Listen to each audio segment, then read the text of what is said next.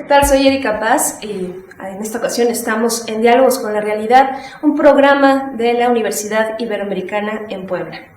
Y para mí es un gusto platicar en esta ocasión sobre derechos de las audiencias con Blanca Cruz. Ella es coordinadora del área de formación de redes AC. Hola Erika, muchas gracias por la invitación. Y también con Jorge Fernando Negrete Pacheco. Él es presidente de la Asociación Mexicana de Derecho a la Información. ¿Cómo estás? ¿Qué tal? Gusto saludarte. Pues un gusto a ustedes tenerlos en este espacio y también gracias por la invitación a la Universidad Iberoamericana. Pues iniciamos con esta entrevista y me gustaría que nos platicaran qué son los derechos de las audiencias y por qué es importante hablar sobre esta materia. Blanca. Gracias. Pues nosotros decimos que, cuando digo nosotros me refiero como al grupo de organizaciones y redes de trabajo con los que colaboramos, ¿no? Que de algún modo los derechos surgen cuando han sido violados. ¿Qué es lo que pasa con los derechos de las audiencias? Pues que en cierto momento de nuestra historia, en estos sistemas de comunicación que la humanidad ha creado, las audiencias dejaron de formar parte de los medios de comunicación. Es decir, que se consideró que el medio de comunicación era un ente allá alejado y separado, independiente a lo que es toda la gente que escucha ese medio. Es decir, dejaron de participar, de ser uno solo. En realidad, desde que la humanidad comenzó, cuando tienes un diálogo, todos hacen el diálogo, ¿no? Tanto el que escucha como el que está hablando, como el que luego se convierte en el que escucha y ahora el otro se convierte en el que habla y todo es continuo y eso te lleva a la acción. Entonces la audiencia, en el caso de los medios de comunicación, tiene que salir a decir tengo derechos porque ese ciclo de diálogo se perdió y quedaron separados y ahora es importante que vuelvan a ser parte de este modo. Los derechos de las audiencias señalan que los medios deben buscar la participación de sus audiencias, deben de considerar una pluralidad de contenidos que atienda a todos los segmentos de audiencia, los intereses, las necesidades de información, pero también las necesidades de educación, de entretenimiento, las necesidades de mostrar esa diversidad cultural, por ejemplo, que existe en el país, la pluralidad lingüística, todo ese tipo de esas características que conforman a la sociedad mexicana dejaron de estar presentes en los medios de comunicación y entonces surgen los derechos de las audiencias y por ello es importante hablar de ellos. Muy bien, Jorge. En la reforma al sector de telecomunicaciones y el artículo 6 de la Constitución de hace 3 años y medio, casi 4, surge un nuevo capítulo dentro del derecho de la comunicación. Y el derecho de la comunicación traía distintos elementos incorporados como es el derecho de réplica, el derecho a la información, la libertad de expresión, la libertad de prensa, y comienza una nueva época cuando en el artículo 6 de la Constitución se acepta, se reconoce como un derecho fundamental los derechos de las audiencias, que esencialmente tienen que ver con el derecho que tiene todo ciudadano que es audiencia de un sistema concesionado, particularmente en lo que es la radiodifusión, para saber que la información que ves, verás, que es fidedigna y que trae un concepto de pluralidad, diversidad, ¿no? Que eventualmente se precisa en la ley de telecomunicaciones. Entonces, es muy relevante ante un nuevo orden jurídico que regula los derechos de estos ciudadanos que ven televisión concesionada. Y en la ley de telecomunicaciones viene todo un capítulo que parte de la idea de que todo regulado, todo concesionario, tiene la obligación de ser responsable con lo que transmite, con lo que está haciendo. Entonces viene toda una serie de elementos que tienen que ver con la programación, y empezamos a hablar de programación para niños, para grupos discapacitados, tiene que ver con el derecho a tener también un defensor de las audiencias, tiene que ver con todo lo que, con la veracidad de la información que vemos. Por ejemplo, en el artículo 6 de la Constitución se pide expresamente que la información no sea patrocinada, ¿no? Esto elevó un debate enorme, porque recientemente se ha atacado este derecho a las audiencias, ya platicaremos ahora más adelante que nos lo comentes, pero todo un sector de la industria de la radiodifusión concesionada se está encargando en este instante de echar para atrás este régimen jurídico, porque lo que quieren es que nuevamente la información que se transmite pueda venir y ocultarse publicidad, venga patrocinada y se oculte el patrocinio, el dinero que hay atrás de la información. Lo que se conoce como publicidad abierta. Así es, en efecto. Entonces, bueno, esencialmente es un área que me parece extraordinaria, me parece fantástico que en el universo de la comunicación se reconozca ahora el derecho a tener información transparente, ¿no? Plural, diversa, y además atendiendo a distintos tipos de audiencia, infantiles, grupos discapacitados, donde venga todo el concepto vital para nuestra cultura, que es la pluralidad lingüística y cultural, ¿no? Claro, la no discriminación sobre todo también. También, por supuesto. Bueno, como ya comentabas, en el primer trimestre de este año se llevó a cabo un debate muy álgido entre ciertos sectores de la política, algunos legisladores, otros intereses mercantiles y parte de la sociedad civil con respecto a la expedición de los lineamientos sobre derechos de las audiencias. ¿En qué consistió este debate? Si nos pueden recordar rápidamente. Blanca. Sí, pues lo que se tenía dentro del proceso de implementar estos derechos de las audiencias que ha comenzado a explicar Jorge, era que al ser precisados en la Ley Federal de Telecomunicaciones y Radiodifusión y dentro de esa misma ley creado el Instituto Federal de Telecomunicaciones como el organismo autónomo encargado de regular las telecomunicaciones, incluyendo los derechos de las audiencias que ahora formaban parte del marco legal, este instituto estaba obligado a tener un procedimiento específico llamados lineamientos para que los medios tuvieran, digamos, como una lista de tareas, de derechos y procedimientos más concretos que seguir para poder decir que estaban haciendo un apego y respeto a los derechos de las audiencias.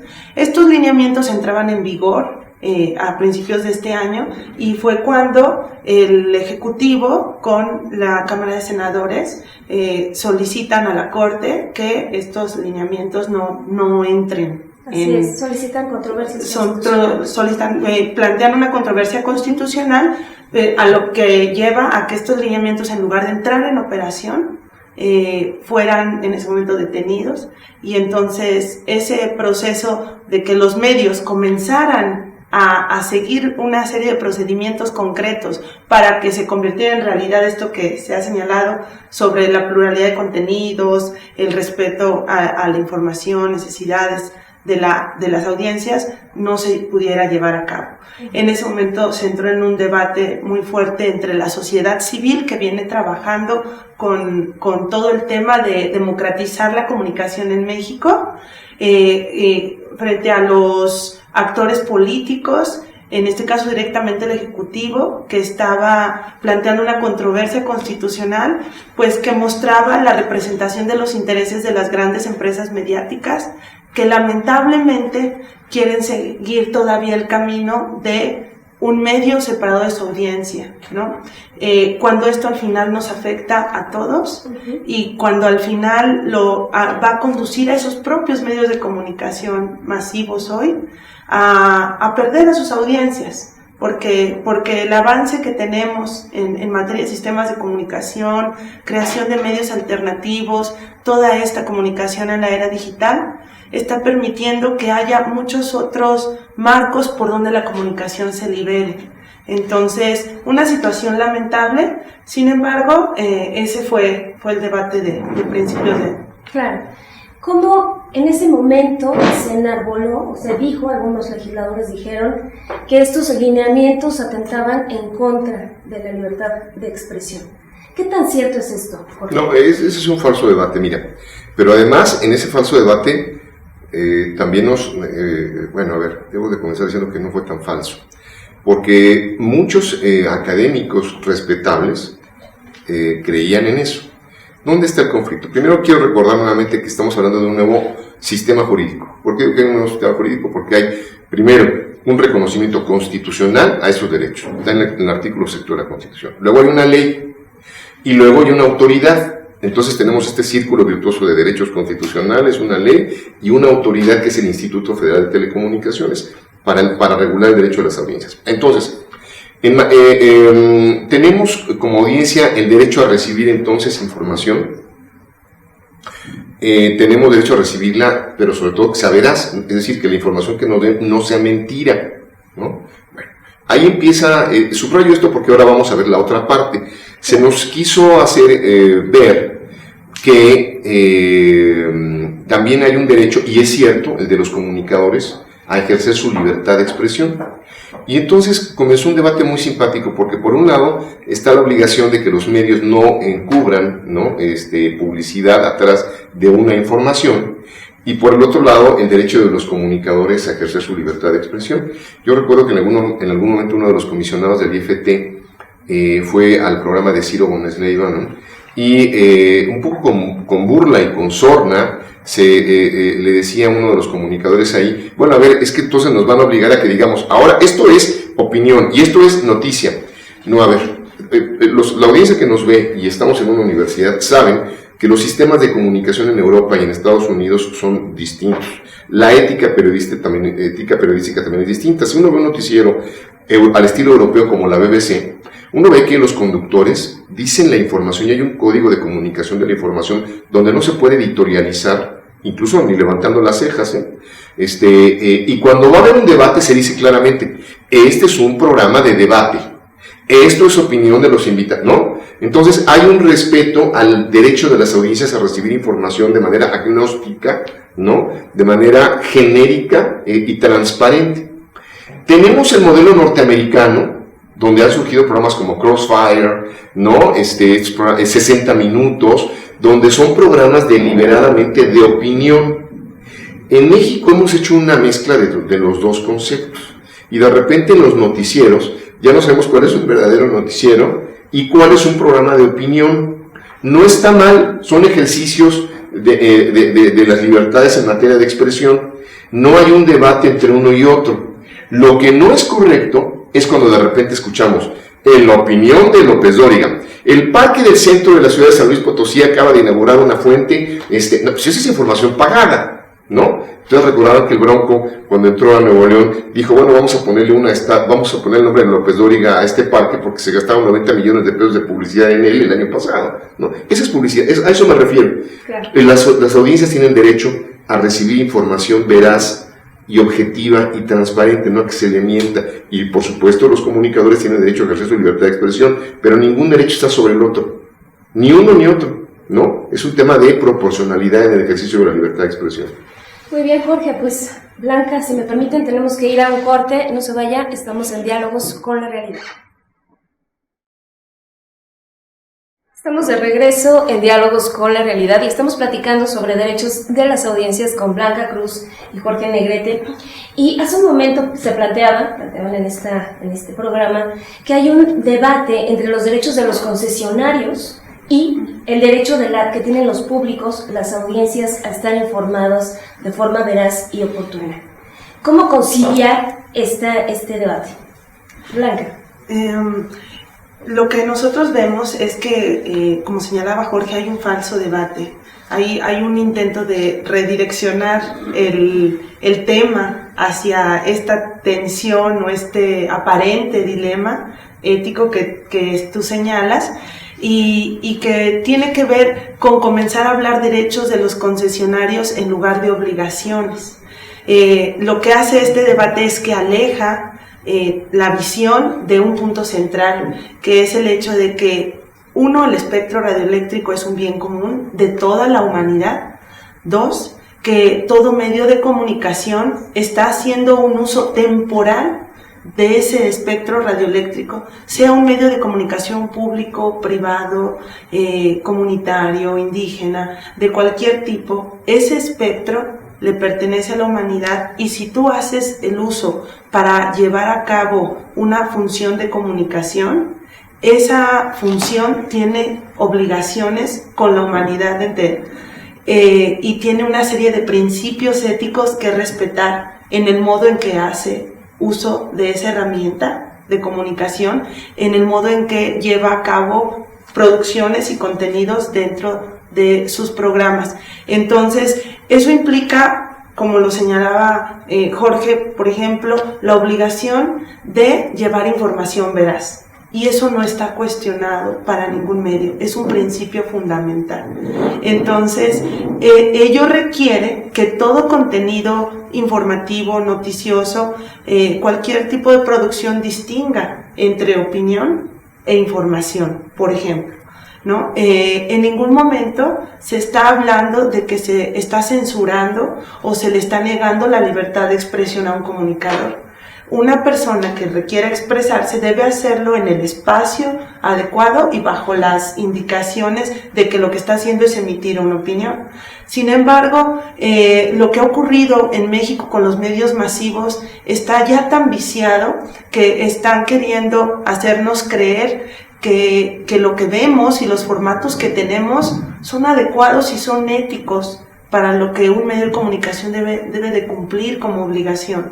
Y hoy sabemos que toda noticia que se da lleva un comentario al final, un comentario al inicio, un comentario en medio por parte de la persona, del conductor o conductora que lo está dando en televisión, y para la población eso es válido, cuando en realidad es una falta de respeto gravísima que no puedas por un lado recibir tu información y por otro lado escuchar a expertos o a gente de opinión que te pueda aportar una reflexión a lo que estás viendo o a lo que se está viviendo. Entonces, se trata de regresar al punto central. Todo medio de comunicación tiene obligaciones, por lo tanto, todo concesionario tiene la obligación de respetar los principios fundamentales de la comunicación humana. Jorge. Es muy correcto lo que menciona Blanca. Mira, los concesionarios no tienen, digamos, el ejercicio directo de la libertad de expresión. Son concesionarios de un título que los habilita para explotar una parte del espectro radioeléctrico. Pero en la ley de telecomunicaciones, en el capítulo de Derecho de las Audiencias, se vincula esta obligación de manera muy precisa al concepto de servicio público. El concesionario tiene que garantizar la prestación del servicio público. Y la ley es todavía aún más precisa porque dice, ese servicio público debe de garantizar la transmisión de la información veraz, oportuna, plural, diversa, ¿no? Y entonces los habilita a ellos para construir, además es una formidable responsabilidad, una hermosa responsabilidad un concesionario, para poder garantizar las condiciones jurídicas, económicas de un entorno donde exista pluralidad, diversidad informativa en los términos que establece la ley. La libertad de expresión la ejercen sus conductores, los que están enfrente de un micrófono, pero tampoco se deben sentir agredidos estos comunicadores, en este caso, con el asunto de tener que decir es un editorial o es información, porque esa obligación habla bien de ellos, ¿no? Un periodista tiene la responsabilidad de saber comunicar con claridad cuando está dando noticias, cuando está emitiendo información, y decir, perdón, este es mi punto de vista. Eso no tiene ningún problema. El problema también reside en que a veces lo compulsivo de la industria de la comunicación nos educa, ¿no? Para mezclar estos géneros, ¿no? Y ahora es muy frecuente que se haga esto en todas partes. Debo de decir que una querida amiga nuestra en la media y miembro del Consejo Consultivo, que es Carmen Aristegui, tenía buena parte de estos hábitos, ¿no? También, porque de repente esos programas eran mucho, y eso por eso lo escuchábamos, ¿no? Que eran más la opinión y el análisis y la investigación de Carmen, ¿no? Que un sistema de información, digamos, estructurado como la BBC, ¿no? Y la verdad es que eso era importante para la democracia del país, porque ella tenía invitados, mesas muy activas, dinámicas de opinión muy intensas, que además se renovaban cada 30 minutos, y volvía ella a la carga. Entonces era un programa que francamente tenía una carga de opinión muy benéfica para el país. Pero yo no creo que ella se sintiera agredida porque se le pidiera que preciara que su opinión o noticia, al contrario, ella es una gente muy respetuosa de sus temas.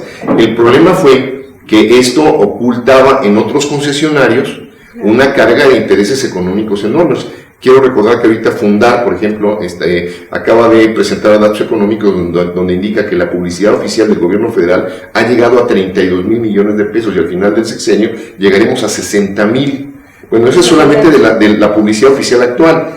Si a esto le agregamos el dinero de los partidos políticos que quieren que ahora sea privado y no público, claro, esto va a beneficiar a las televisoras comerciales. Y si tú desmontas el sistema de derechos de las audiencias y le quitas al IFT la facultad sancionadora y sus procesos, pues entonces es tierra de nadie, porque vas a poder hacer con la televisión todo el negocio que quieras. Se vale hacer negocio, es un negocio, ¿no? Incluso una televisión universitaria necesita cierta rentabilidad y viabilidad económica. Una radio comunitaria, una radio indigenista, legítimamente tiene derecho a vivir, de tener un aprovechamiento económico, pero transparente, que diga, oigan, esto está patrocinado, ¿eh? Eso es todo lo que hay que hacer.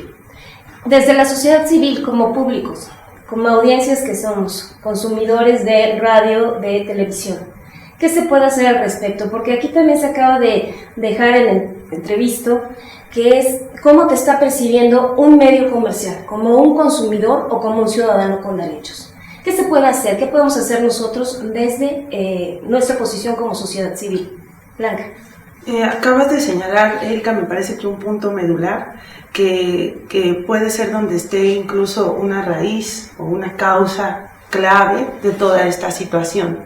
En algún momento la sociedad mexicana, la sociedad civil, quedó en el entendido y con un imaginario sumamente arraigado respecto al poder que tiene el medio de comunicación sobre uno mismo, sobre todos como sociedad, respecto a una autoridad, a un papel de autoridad incluso que tiene, y respecto a que es una entidad que no puede ser cuestionada.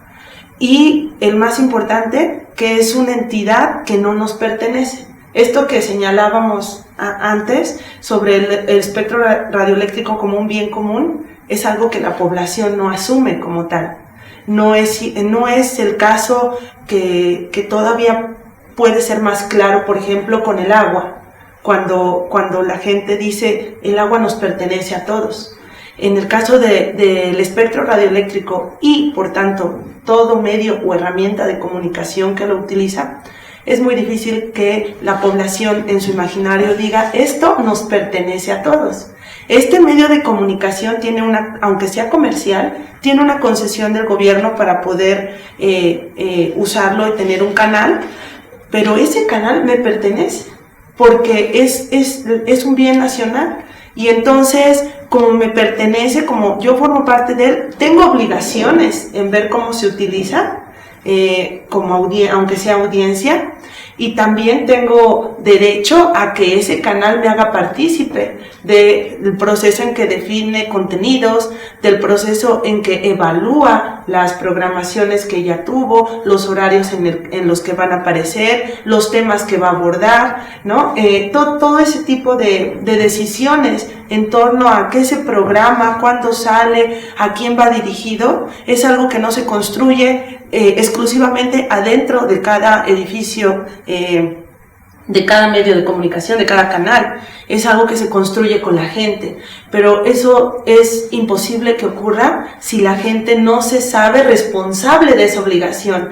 Por eso decimos que más allá que derechos de las audiencias, son las obligaciones de las audiencias. Y la sociedad mexicana no ha querido asumir un papel responsable en torno a sus medios, ni ha querido tomar las medidas necesarias de organización, de articulación, para exigirle a los medios que asuman el papel que tienen que asumir y que respondan. Esto, aunque ocurre en cierto plano de la sociedad civil o de las organizaciones que entran al debate, que estuvieron en la ley, en la creación, en los debates sobre la ley federal en 2013 y 2014, y que al final logran este segmento del derecho a las audiencias como parte de toda esta gestión y diálogo, son solamente una mínima parte de la sociedad civil.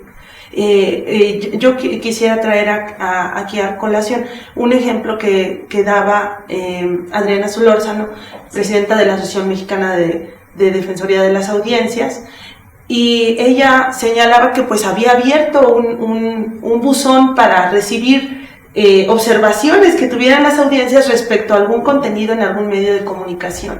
Y entonces la participación era nula. La participación de la sociedad civil no llegaba, no se quejaba, la gente no se siente ofendida, no se siente irrespetada por lo que ocurre en los medios, no le parece que esa programación tiene que cambiar o tiene que elevar su calidad. Eso nos habla mucho de por qué estamos así. Jorge. Mira, estamos en un momento en el que todos los paradigmas tecnológicos, e incluso los paradigmas que sostienen el ecosistema de comunicación que tenemos hoy en día están cambiando. Tenemos una sociedad que accede a diversas plataformas de contenidos, a una sociedad que accede a distintas programaciones, y es una sociedad por lo tanto más exigente.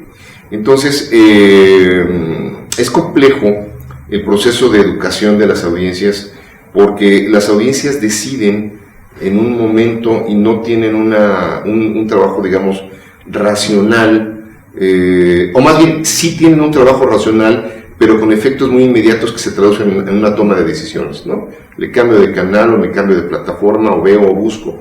Entonces esto hace que el sistema de comunicación que conocíamos hoy, cuyas bases eran la radiodifusión, ahora han cambiado, ¿no? México tiene 70 millones de conexiones de internet, tenemos 90 dispositivos móviles por cada 100 habitantes, tenemos ciudades altamente conectadas como la Ciudad de México, Guadalajara, Monterrey, la Ciudad de Puebla, y tenemos por otro lado un México no conectado. Nos hacen falta 50 millones de mexicanos por conectar, y los estados más desconectados son Chiapas, Oaxaca, Guerrero, Michoacán, ¿no? Si tenemos 90 dispositivos móviles por cada 100 habitantes, en Oaxaca y Chiapas tenemos 12 dispositivos móviles por cada 100 habitantes. Entonces, esto te habla de que estamos en estado beta en materia de conocer los hábitos de las audiencias, y que por supuesto a muchos les interesará, a otros no, y es ahí donde tenemos que ver todo esto con mucha distancia y madurez para comprender el nuevo entorno de comunicación que tenemos. Muy bien, pues lamentablemente se nos ha acabado el tiempo. Ha sido un gusto platicar con ustedes, Jorge Negrete, Blanca Cruz. Les agradezco. Gracias. Gracias por la invitación. Que compartan su experiencia con el público de Diálogos con la Realidad. Pues soy Erika Paz y un gusto participar en este programa. Hasta luego.